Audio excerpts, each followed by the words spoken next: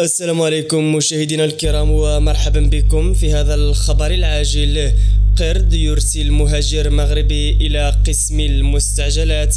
وفي التفاصيل، نقل مهاجر مغربي إلى إحدى مصحات مدينة مراكش إثر تعرضه للاعتداء من طرف قرد بساحة جمع الفناء.